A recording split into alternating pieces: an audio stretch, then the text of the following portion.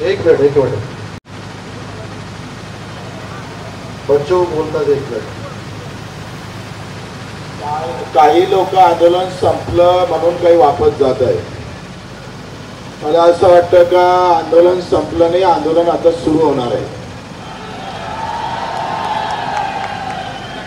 म्हणजे वापस जात आहे ते थांबा, मैदान सोडू नका. म्हणजे आता भाजपावाल्यानं निवडणुकीत ईव्हीएम वापरायचं, आंदोलनात कोर्ट वापरायचं आणि एखाद्याला जर परीक्षा घ्यायचं तर ईडी वापरायची, हे सूत्र लावलेलं आहे. त्याच्यानं कोणी वापस जायचं नाही. अख्खे जग आम्ही पाहतोय. तुम्हाला थांबायची तयारी नाही आहे का?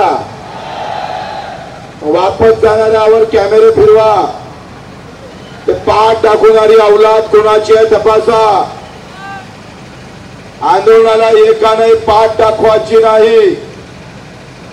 आणि असं जर चालू झालं तर मग देशात आंदोलन संपल्याशिवाय राहणार नाही. न्यायालयाला पुढच्या वेळेस काही निर्णय घेताना काही जाण झाली पाहिजे, लक्षात ठेवा.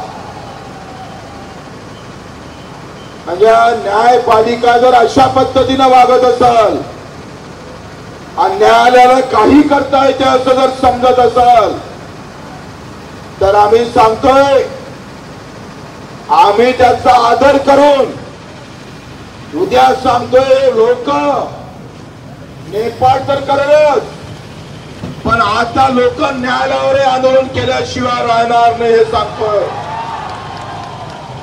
देशातले पहिले आंदोलन न्यायालयात होईल, त्या न्यायालयात समोर आंदोलन करावं लागेल अशी अवस्था येईल. पेपरच्या एका कात्रांवर निर्णय घेता एवढं संवेदना जागृत होतं तुमच्या. रोज मला बाप शेतकरी मरतय तेव्हा तुम्ही आम्ही पाहतोय हे वोट लिहिता येत नाही, हे दुःख आहे आमचं. आणि येऊ दे पोलिसांना, ज्या ताकदीने येईन त्या ताकदीने आम्ही पाहतोय.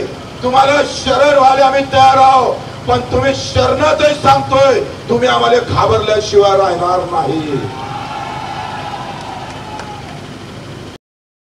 जरी आलोय आम्ही हात वरते जरी केलंय तरी सांगतोय, तिथून इकडे येईपर्यंत तुमचे पॅन्टातली चड्डी ओली होणार आहे.